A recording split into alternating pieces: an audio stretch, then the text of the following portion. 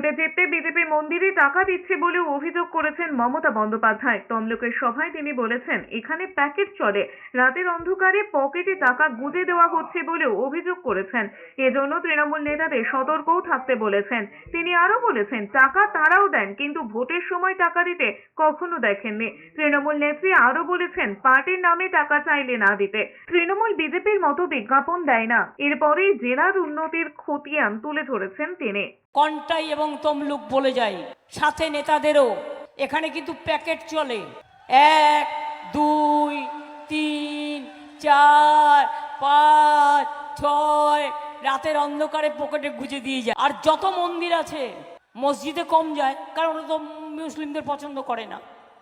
সব মন্দিরে কিন্তু টাকা দেয়।